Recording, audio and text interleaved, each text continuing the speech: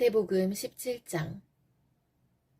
6일 뒤에 예수님께서는 베드로와 야고보 그리고 야고보의 동생 요한을 데리고 따로 높은 산에 올라가셨습니다. 그들 앞에서 예수님의 모습이 변화되었습니다. 예수님의 얼굴은 해같이 빛나고 옷은 빛처럼 희게 되었습니다. 그때 모세와 엘리야가 나타나 예수님과 함께 말씀을 나누었습니다.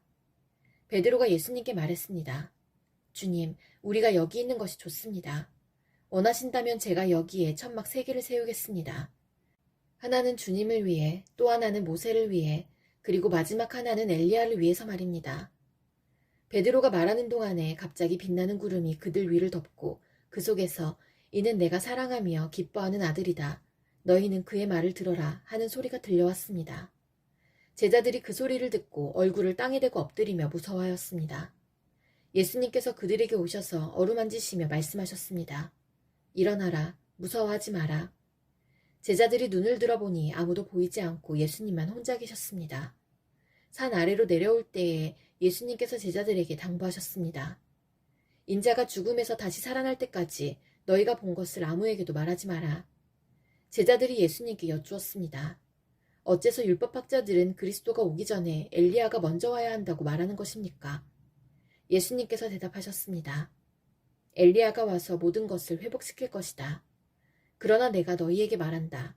엘리야는 이미 왔다. 그런데 사람들은 그를 알아보지 못하고 그에게 자기들 마음대로 하였다. 이처럼 인자도 그들로부터 고통을 받을 것이다.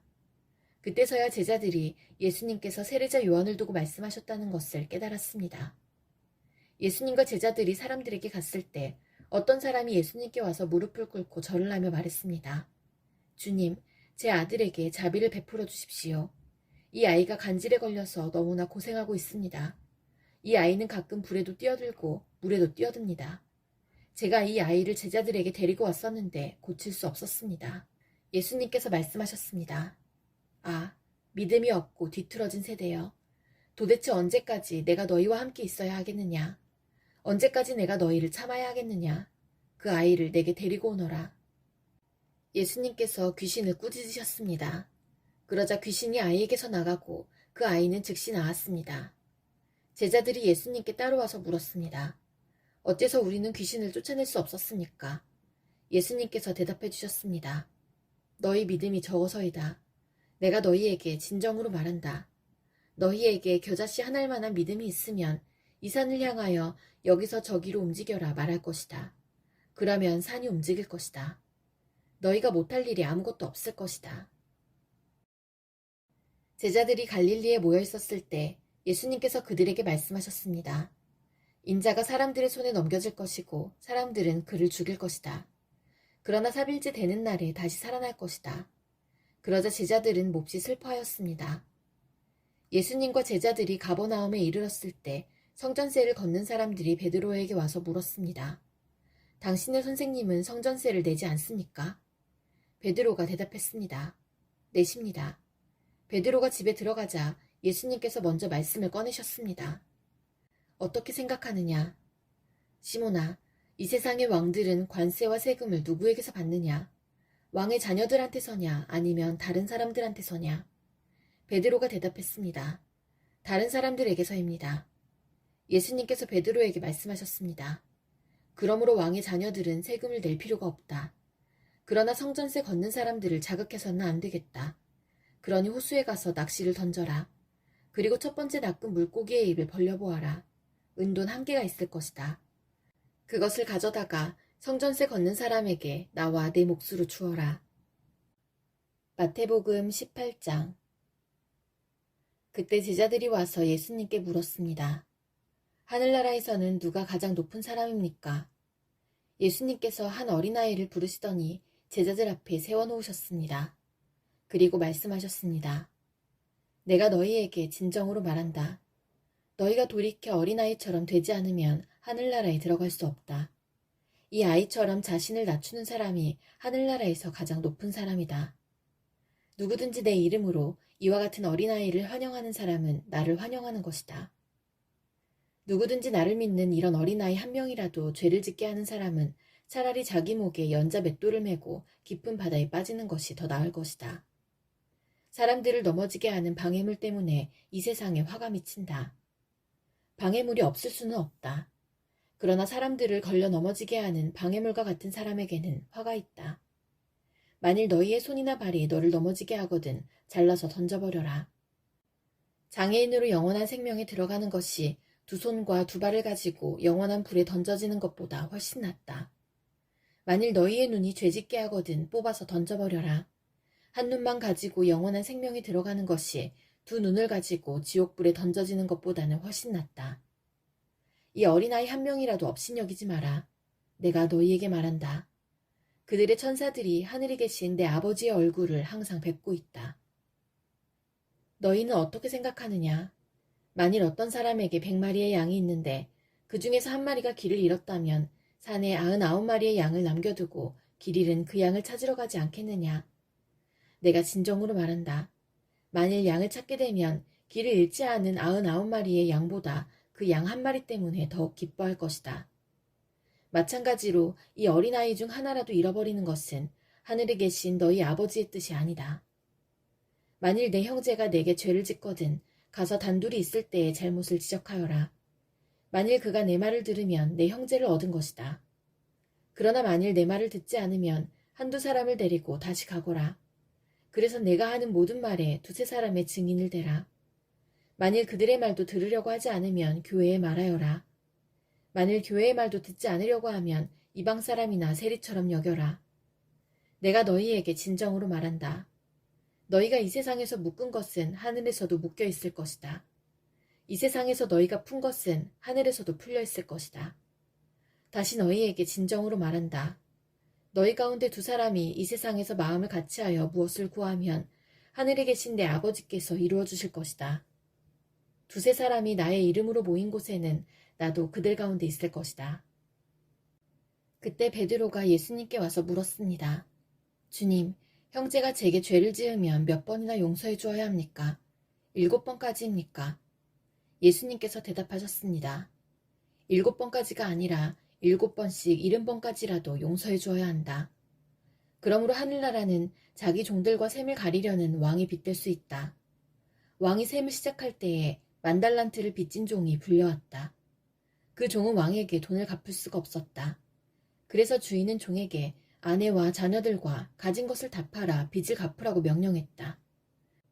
종은 주인의 무릎 아래 엎드려 빌었다. 기다려 주십시오. 제가 모든 것을 갚겠습니다. 주인은 그 종을 불쌍히 여기고 풀어주며 빚을 없던 것으로 해주었다.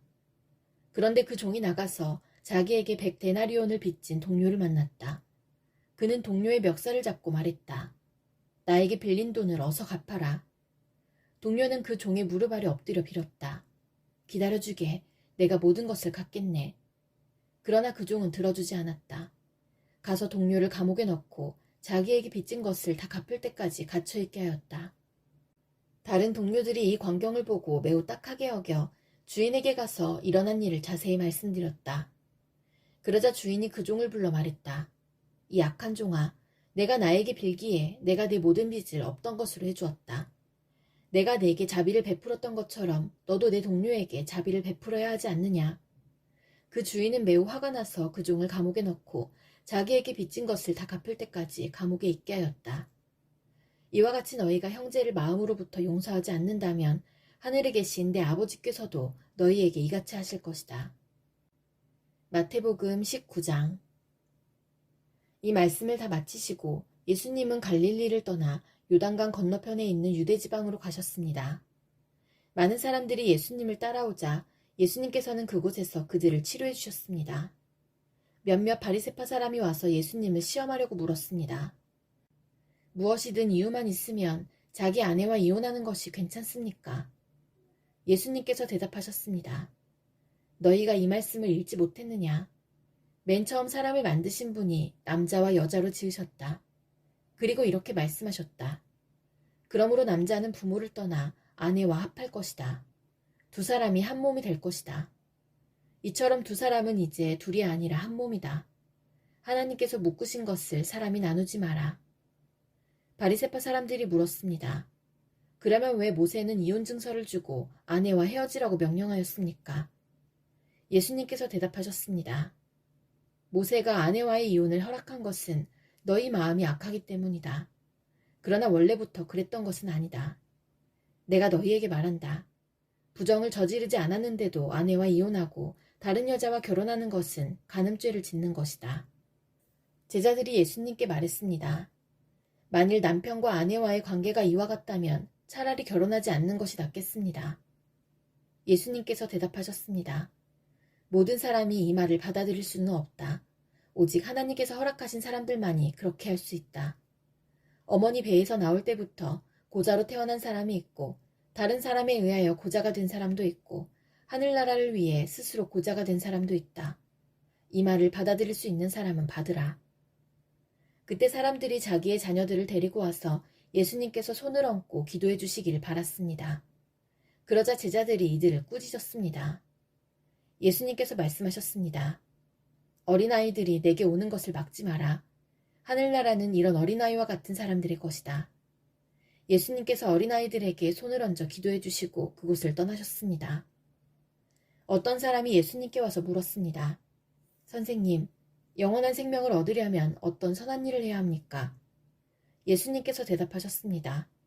왜 선한 것에 대하여 내게 묻느냐? 선하신 분은 오직 한 분뿐이다. 영원한 생명을 얻고 싶다면 계명을 지켜라. 그 사람이 물었습니다.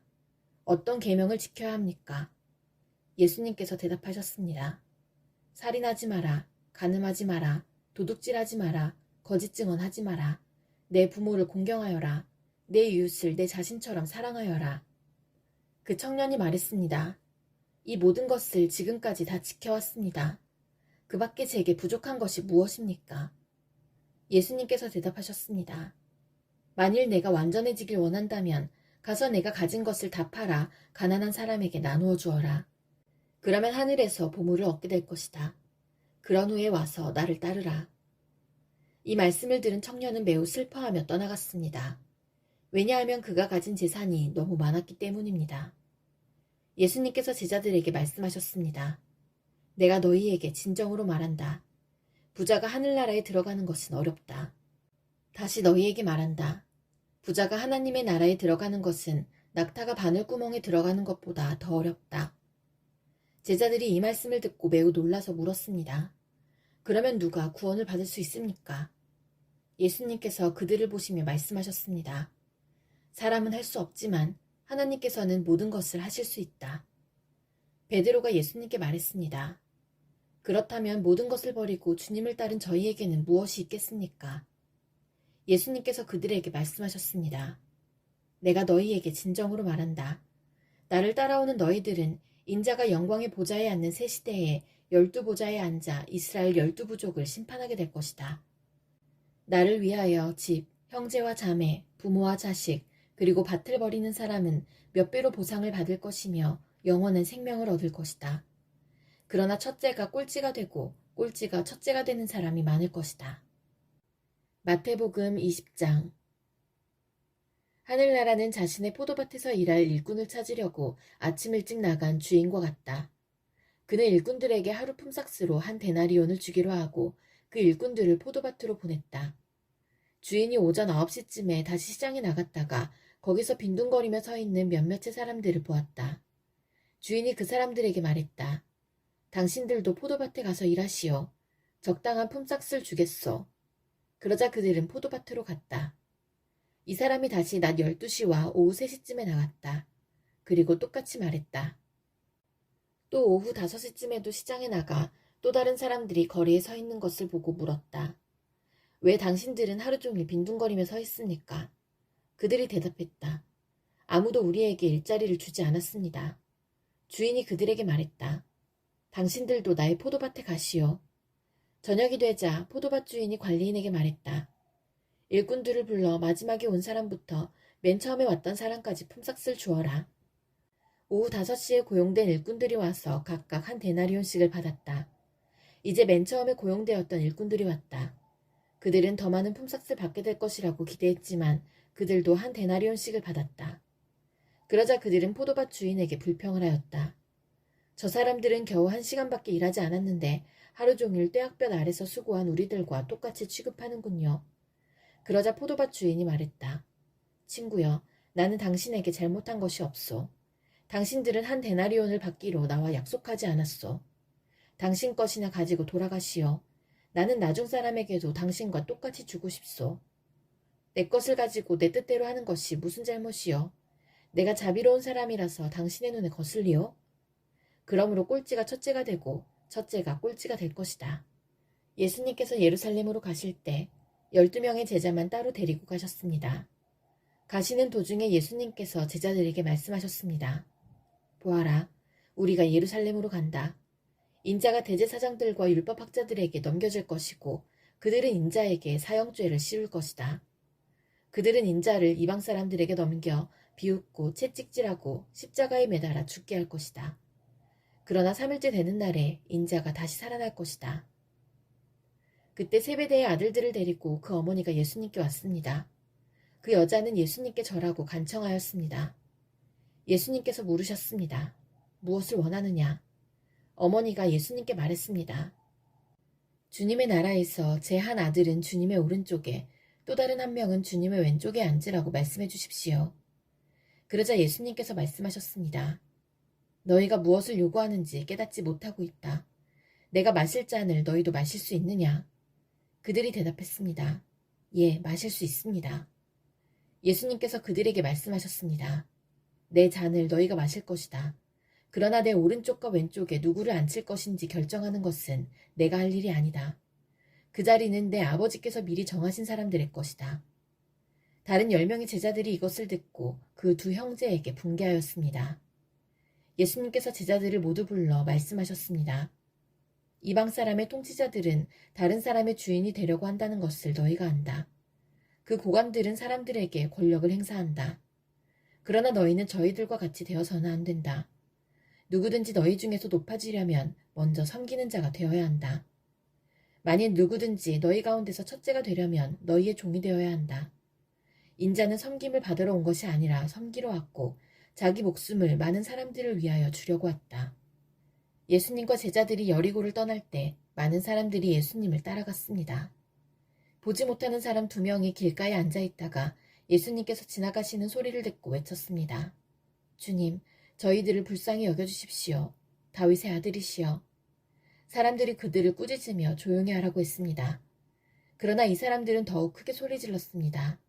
주님, 저희들을 불쌍히 여겨주십시오. 다윗의 자손이시여. 예수님께서 가던 길을 멈추시더니 그 사람들을 불러 말씀하셨습니다. 내가 너희에게 무엇을 해주길 원하느냐? 그들이 대답했습니다. 주님, 눈을 뜨기를 원합니다. 예수님께서 그 보지 못하는 사람들을 불쌍히 여기시고 그들의 눈을 만지셨습니다. 그 즉시 그들은 시력을 회복하였습니다. 그러고 나서 그들은 예수님을 따랐습니다.